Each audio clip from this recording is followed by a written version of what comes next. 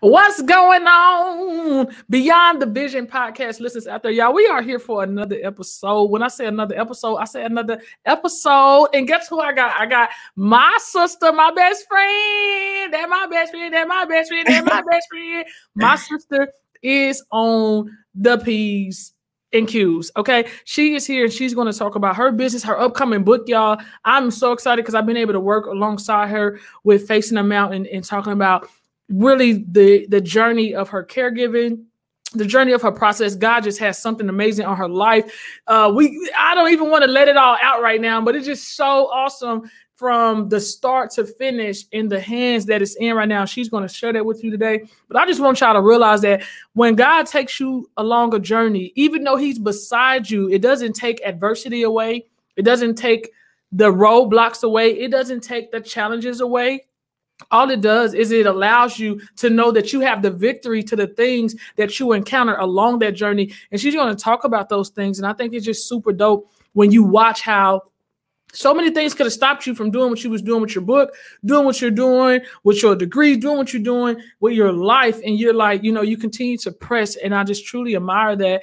And even though like you're my sister, I still look at the fact that like God has a calling on your life separately from, we both been through things in our childhood similar, but yet we're on this path to give back to our communities. We're on this path to give back to what we've been through and becoming the people and the business owners that like we once needed in our lifetime. So y'all show my sister some love.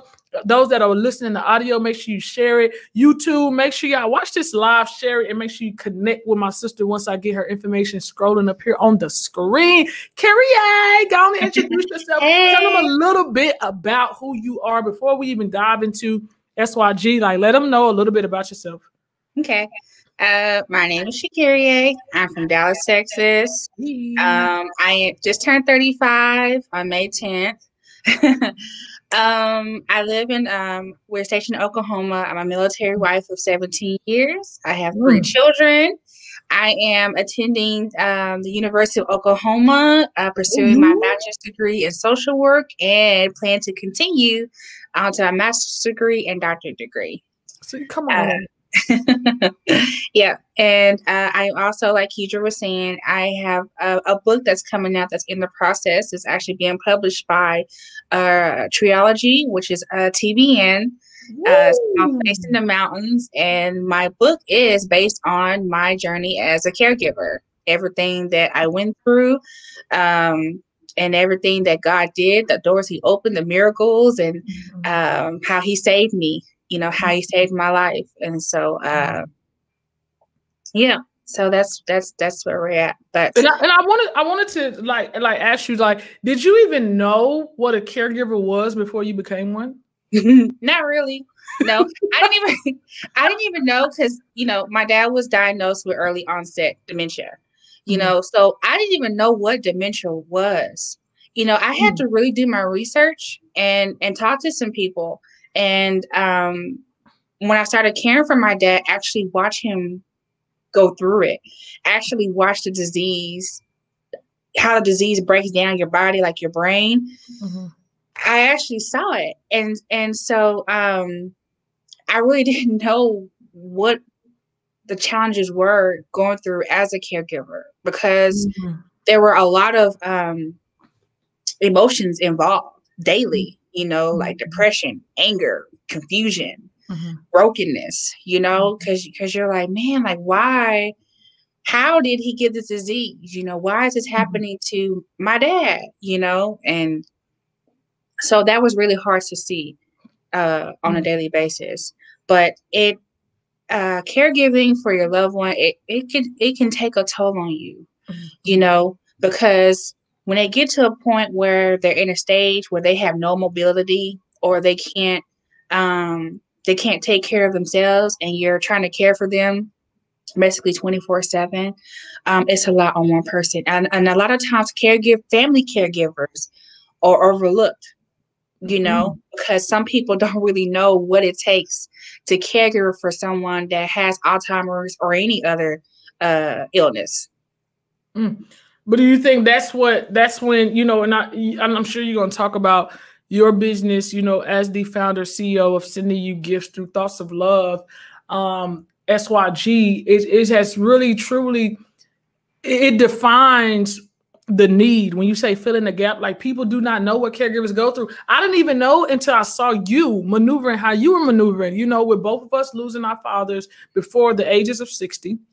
Mm-hmm. And not really growing up around them all the time. It's almost like you see this person where we had two different experiences, where my dad, his passing away crept up like it was not expected. It was like a phone call, and we didn't get to say goodbye. We didn't get to see like this is coming to an end. It was just like, boom, there you go. Come back from Japan, get a phone call, and like he's gone.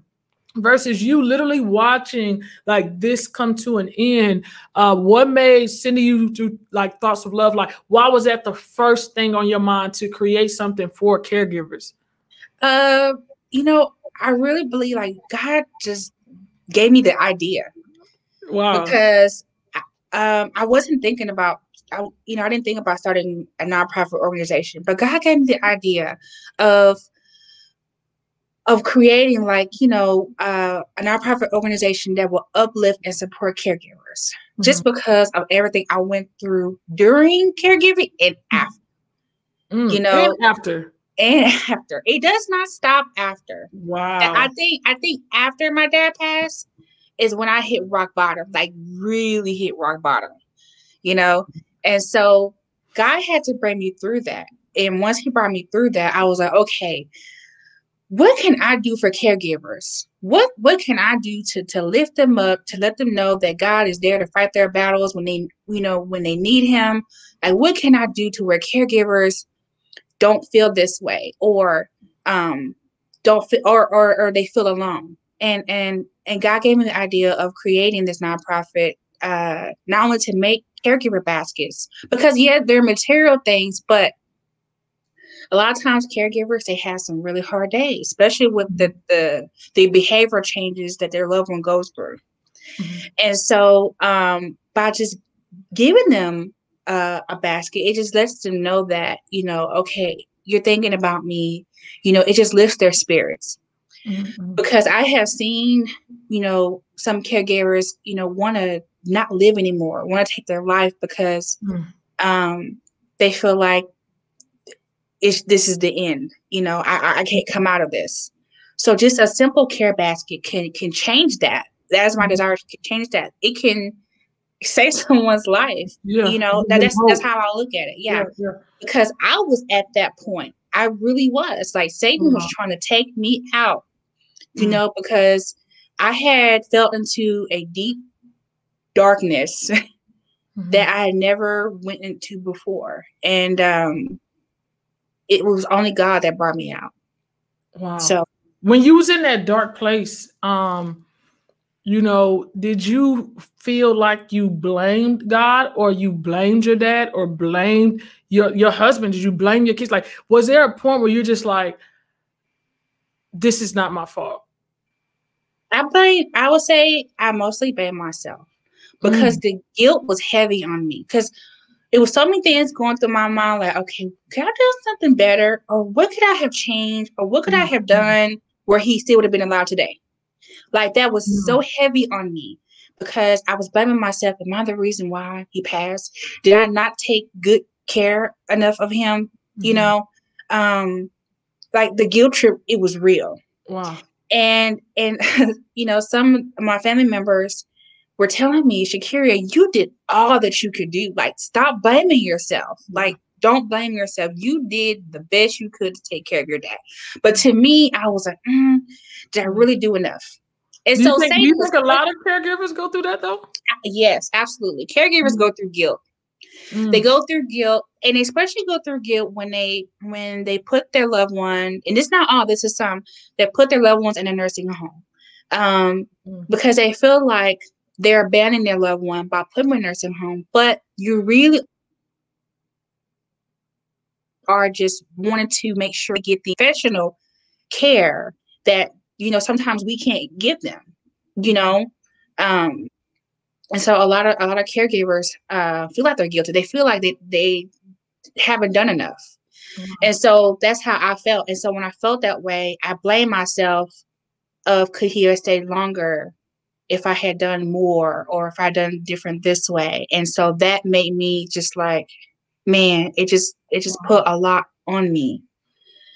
Wow. So when you're in this place, because you started the idea like building SYG, and then we get into talking about the book a little bit. But when you're in this dark place, did it stop you from even like, okay, God, you want me to do the nonprofit, you want me to do this book, but how do you want me to do this in this dark place? Like, how do you want me to write when I'm broken? How do you want me to write without crying? Like, how did that, like, I know that was like an attack by itself, knowing that God has something for you to do and you're just not, you can't move.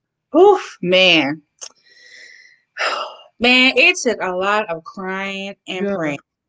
Crying and praying. And I'm telling you, like, it literally took, because I started SYG in 2019. My dad died in 2017. So for 2 years, that was a real tough battle. And I just really felt that God was just trying to pull me out of that darkness and was trying to tell me it's time to get up. It's time to move forward, because I really did not know how to move forward. I felt like I couldn't move forward. I felt like I could not live without my dad, because when you spend your whole, 2 to 3 years caregiving for your loved one, and then they pass on and you're like, okay, what do I do now? Like you struggle with your identity at that point. Like, okay, what do I do? How do I move forward? And I felt like I couldn't move forward. So I fell into a major depression. And, but on the other hand, I felt like God was, telling me, okay, I need you to share your testimony. I need you to go help another caregiver, just how I helped you. Like, I need you to move forward, and I'm like, Lord, how? Like, what do I do? Like, how do I do this? And he just started giving me ideas, just putting ideas in my head, and sending people in my life to encourage me, to help me, and so even though it was hard, I had to really rely on God, because he was the only one that could save. My husband couldn't save me. My kids couldn't save me. My family couldn't save me. I was just in a really, I was just really in a deep depression. Yeah. And it was just me relying on God to bring me out of it. Yeah. And I think a lot of people, for those that's listening in the audience, sometimes we look for coping mechanisms outside of faith, and those coping mechanisms don't work. Sometimes they make it worse. Yeah. Because family don't say the right thing, spouses, kids, like everybody. And then two people are going through their own thing when they're trying to lift you up while they're broken, or pour into you while they're broken. And it's tough, because you still have to be a wife. You still have to be a mother, but yet broken, but yet in darkness, but yet like God. And even with that guilt, I think it's hard when you already suffering from a place of guilt internally, and then you feel guilty for not doing what God asked for you to do. Right. This is like double jeopardy, double jeopardy. So like so I know sending you gifts through SYG, sending you gifts through Thoughts of Love came, and then the book. Like, when did you know? And I know you probably got like this list and these notes. So yeah, I just want y'all to know I'm throwing my sister off guard, because I'm kind of taking her out of her comfort zone here. But like, when did you know like it's the book? Was that like a voice? Like, did you wake up and then God was like, you're not only gonna do the nonprofit, but let's get to the book? It was like not too long after my dad's passing. I would say a few months is where I really felt in my spirit to write a book, because I really felt strongly that God wanted me to share my testimony, because and I felt in my spirit, write the book. And I listened to it, like I heard it and I ignored it, because I was like, Lord, it was so much that happened. Where do I even start? Wow. And I remember I was telling you, like, sis, I feel like I should write a book. And you was like, just start writing. And I'm thinking like, I don't know where to start. Like, it was so much that happened within those 2 to 3 years that how would I even do this book? And so it took just about 2 years to finally be like, okay, just start writing. And I tell you, once I started writing, the Holy Spirit was bringing everything to me, detail by detail. And I knew then that God wanted me to write this book. I knew then, because some of the stuff that came to my mind as I was writing, I was like, oh yeah, I forgot about that. Thank you, Holy Spirit. Thank you, Lord. You know, I mean, he was replaying everything back to me as I was writing. So that's really all I had to do, which is start writing.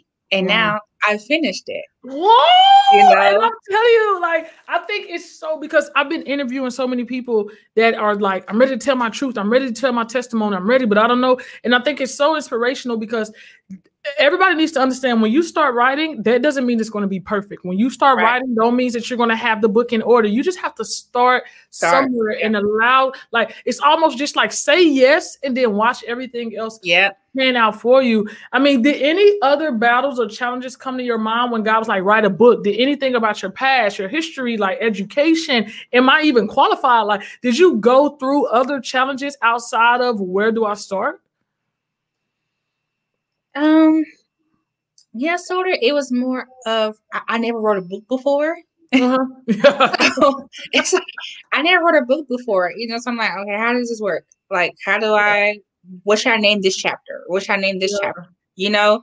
So it was like naming the chapters and where to start and just how to kind of like how to get it organized and how to get it to flow, because I wanted the readers to really feel what I felt. You know what I'm saying? And so I say that's my only challenge. Like, man, I never wrote no book before. You know, like how do I write this book? You know, but like you said, it was just I just started, and once I said, "But yes, God, I'll write this book." Once I started typing, it went on from there. So I went through a few hurdles writing this book because even though as I was writing and the Holy Spirit was bringing things back to me, it was like my emotions started to just rise again, because it was like I was reliving everything that happened. So in between some chapters, I had to just stop and take a break, because it would just get my emotions just out of order for a moment. And then once I was like, okay, let me continue on to the next chapter. I can do this. So I had to push myself. And, and there are sometimes like I got a little nudge. I knew it was the Holy Spirit, did nudge. Okay, what are you waiting for? And it's so funny because my friend, I was praying one day and my friend texted me out of nowhere. She said exactly what she said. She said, finish the book. She said, finish the book. And I said, wow. I called her and I said, girl, okay, God. I was like, this is confirmation. You ain't never told me that. I did, yes. Because I can't remember what chapter I was on, but I had stopped because it was I'm reliving this. Let me take a moment. I'll come back to it. But I guess I was taking too long. And yep, she did. It wasn't how Shirkyria is. She said, finish the book. And I knew then that God wasn't playing. I need to get. He wasn't playing. He needed me to get on and get finished.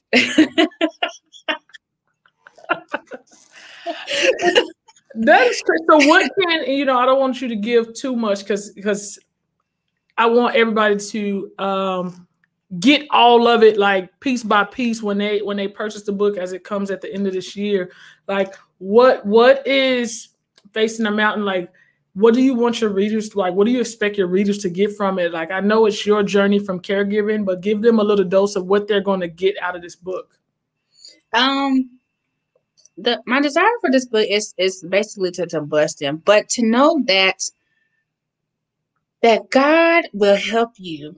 That you don't have to fight this alone, because a lot of caregivers go through where they're the only ones that's taking care of their loved one. And some family members, ditch out on them and don't want to help. So they feel like they're alone. But I want them to know that you're not alone. You can call on God and He will fight your battles for you. He will help you. Like you don't have to, like God tells us in His word that He will never leave us nor forsake us. So we hear that, or I see that too. Like, man, I'm by myself. I don't have no help. I'm burnt out. But just, my book really talks about that. Even though the times I felt alone, that God was reminding me and showing me that, hey, I'm here with you. I'm on your side. I'm fighting with you. And my book, I talk about all the things that when the doors were shut in my face, and I got a lot of no's when I was fighting with the state, when I was fighting with Social Security, I was getting no's, trying to talk to the highest people I could, and they would tell me no. But God, once He said yes and He opened up that door, like it was without a doubt, I knew it was Him. Because all it took was one yes from Him, and everything else, there was a whole lot of challenges and battles. But God fought with me through the whole way.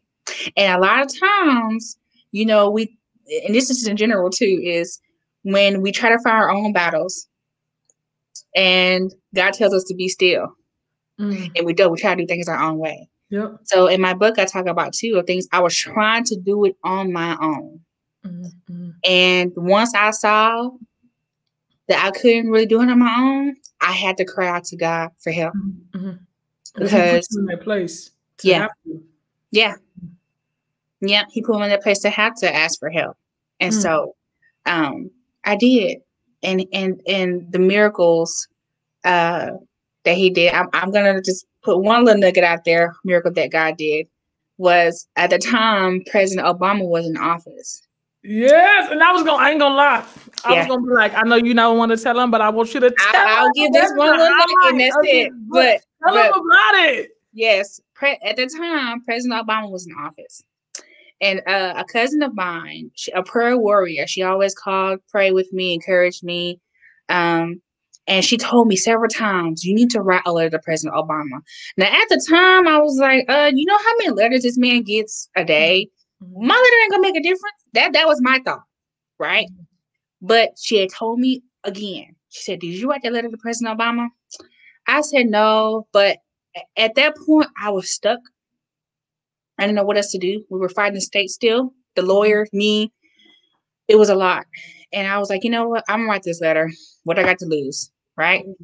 You know, my husband helped me. It took us 4 days to write the letter. And my cousin told me, she said, before you send off that letter, I need to pray over it. I said, okay. So I called her once I finished the letter. She prayed over it. I mailed it off. And within a few months, I actually got a call from the Social Security Regional Office that let me know that she had gotten from the White House about my letter. And she also read my letter and let me know that President Obama read my letter.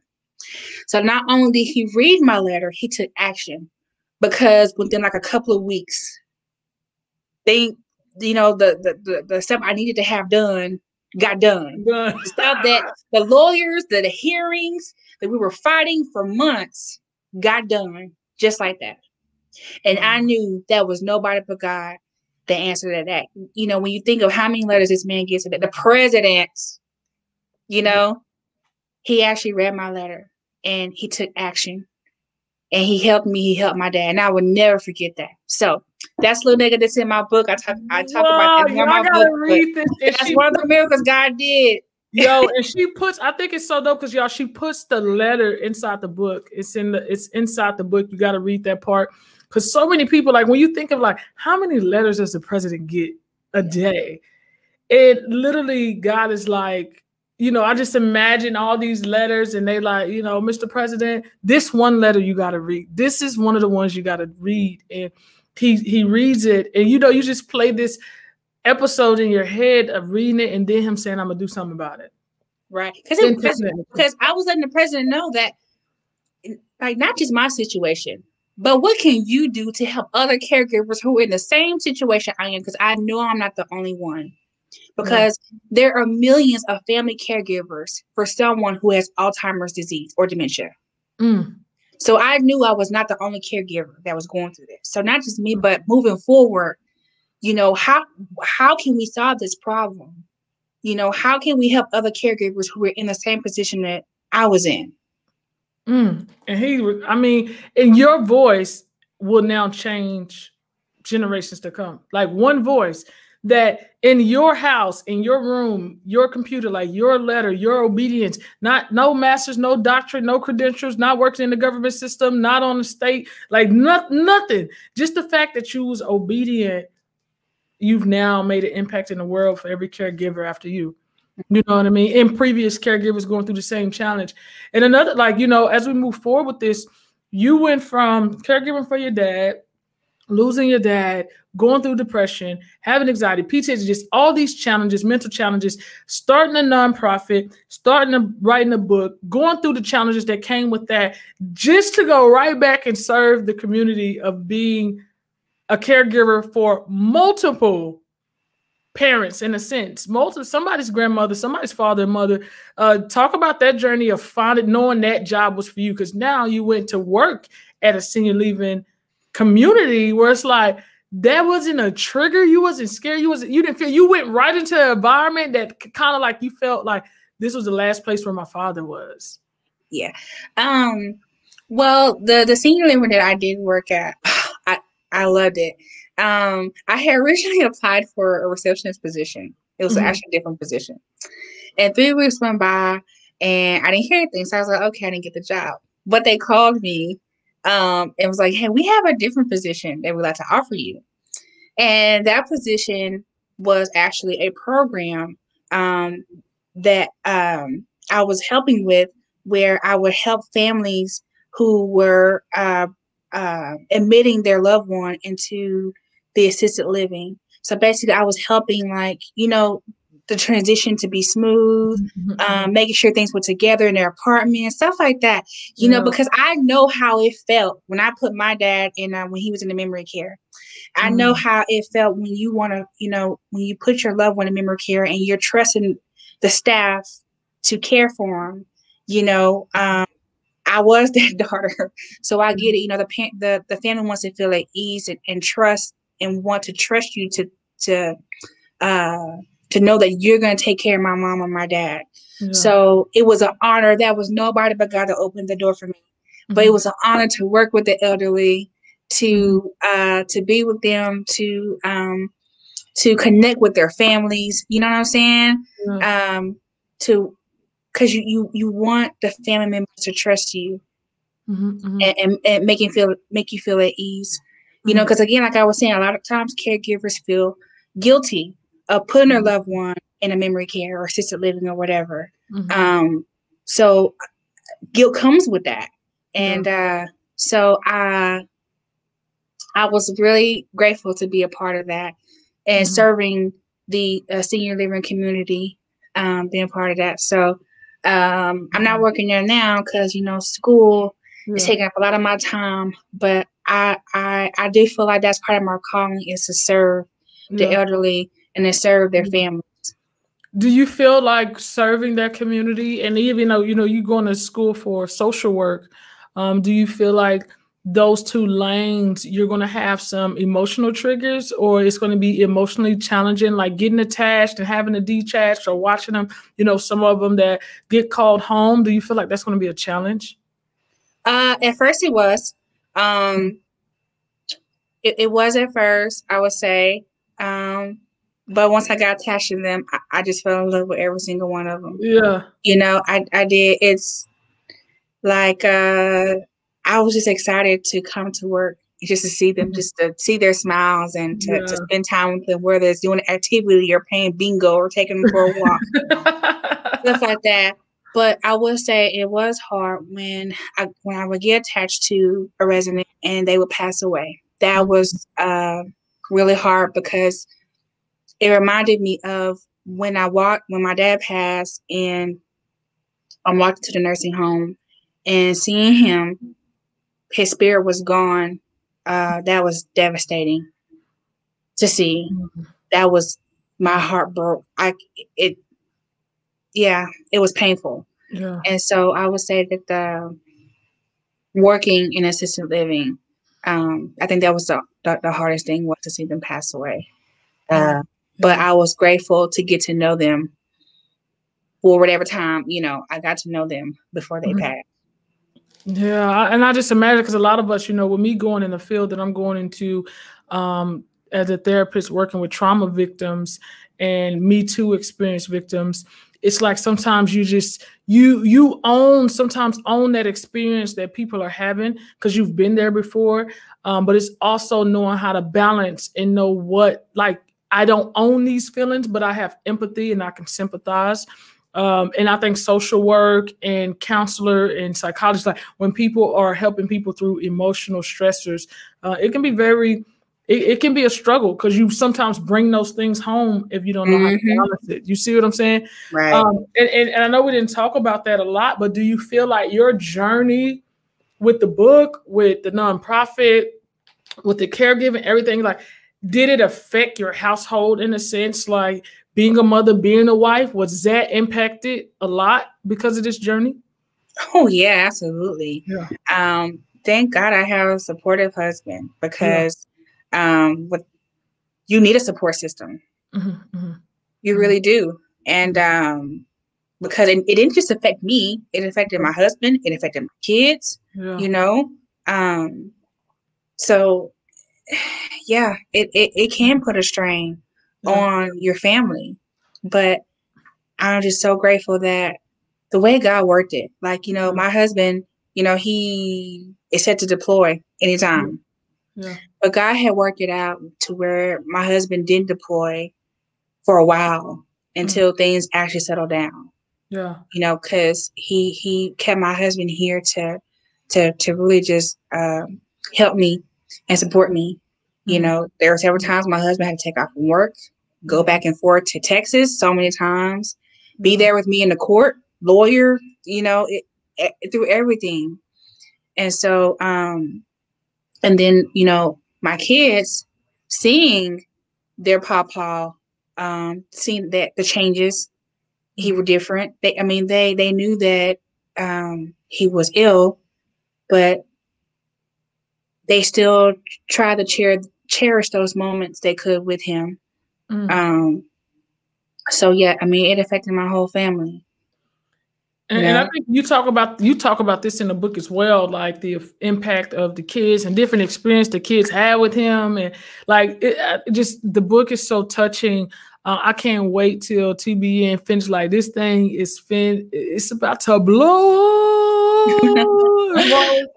But I'm excited about what you're doing with the book, Facing the Mountain and SYG. And I know we didn't really share or talk about it, but I would like for you to tell them, like, when with one, you can donate to SYG because it is a nonprofit. But when they donate, like, what do they donate? Like, where are the funds going in a sense of like what are in these baskets that you give the caregivers? Yeah. So one that I can show is we put, like, you know, mugs with the little script. I'm turn this way. Sorry. There we go. Oh, the scriptures on there. You know. And then we put, you know, like, we put like books and journals. And then we'll put like some aromatherapy. This really helped me when I needed to wind down, you know, like the aromatherapy lotion or body wash. And then we also put, like, you know, just uplifting stuff. You know, God's promises for caregivers, journals, you know, nice. Pray more, worry less, you know, just uplifting stuff. Yeah. Uplift them. And we also put gift cards in there. So like $25, sometimes a little bit more. If they want to go treat themselves, whether it's a pedicure, manicure, or whatever they want to do with it. And then this is something I actually just created. It's a pillow. I never seen that. Yeah. Wow, that is nice. Look at you. For those that are listening to audio, y'all got to go watch the live video on YouTube to see the pillow. Yeah. So we just put a different sort of things in the baskets, but also donating to where we haven't been able to do it, you know, due to COVID.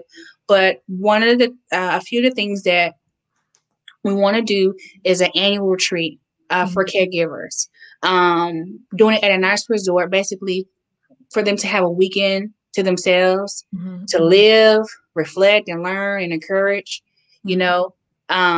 So, you know, we want to have like activities, guest speakers, breakfast, lunch, and dinner be provided, just kind of help them navigate through caregiver journey and just, you know, just a sense of peace, you know, just a getaway. Also, and that's going to cost quite a bit. you know. It's not going to be free, but that's something that we want to do for caregivers annually.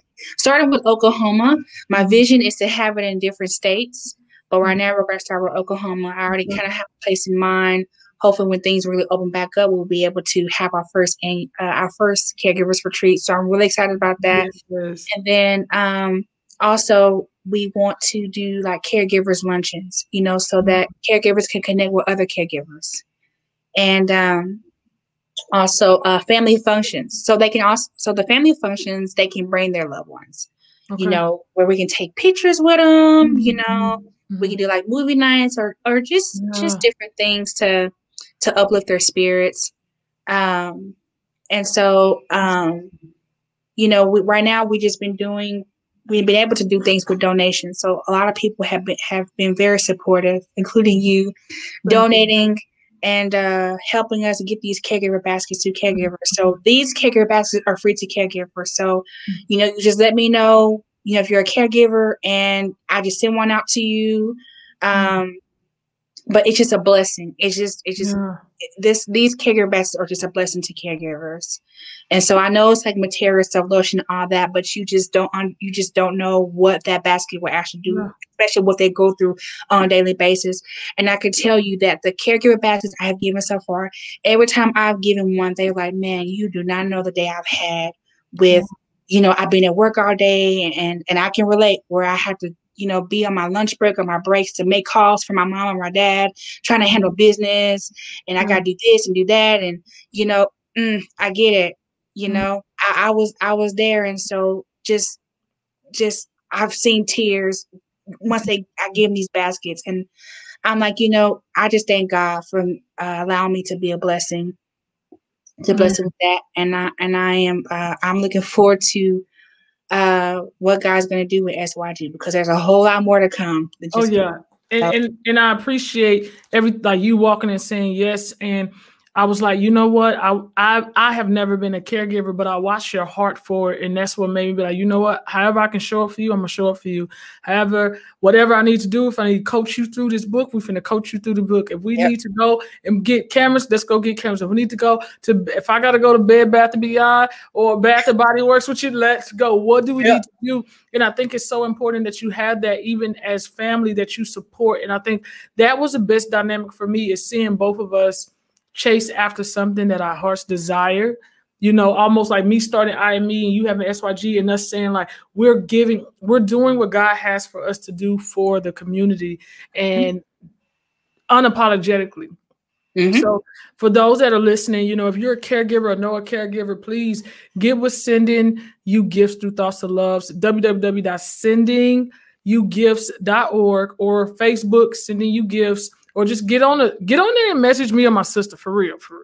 But we'll get you all the information. These caregiver baskets, like I've seen, they come with, like when I say Bed Bath, like Bath and Body Works, like actual, like its value, its worth, its quality, and I just love it. The Bibles, the mugs, like everything is personalized. His, hers. It's not just one sex, not just one gender.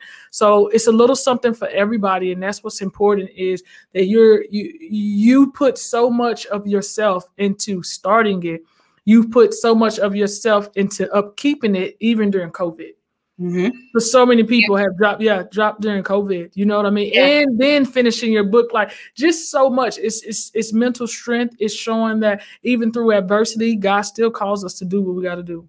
Right. And one of the good important things about the baskets is I remind caregivers of, you know, like the aromatherapy of self-care. It is so important to take care of yourself, because caregivers who provide like substantial care are more likely to have physical and emotional problems. You know, like over 30% or more caregivers report decrease in health-wise caregiving. You know, and or like they don't, like myself. You know, I was working full time and I was taking care of my dad, and so you know, any PTO hours I had to use them for my dad. You know. And so I didn't go to the doctor for 2 years. Wow. So a lot of caregivers don't get asked by a doctor about their needs. you know, and so down the line, it can catch up with you if you don't take care of yourself. And this is just outside of caregiving. I mean, self-care is important, period.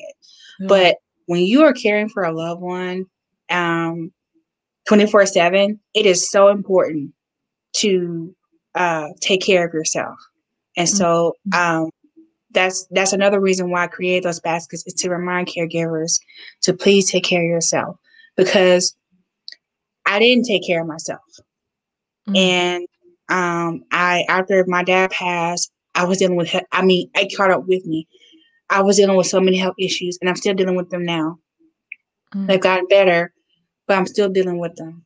So that's one of the things that I do stress about it when I give these baskets is, you know, take care of yourself, you know, use these aromatherapy products, take a bubble bath, spend 20 to 30 minutes, you know, caring for yourself, breathe, pray, you know, because if you don't, it'll catch up with you. And I've heard that a lot of caregivers pass before their loved one from caring. Yeah. from not taking care of themselves. Wow. Yeah. It's real. And so well, sis, I'm glad you came on to tell your story and your journey. I wanted the audience to hear it because I know I have people out there that are caregivers, but also have a story to tell.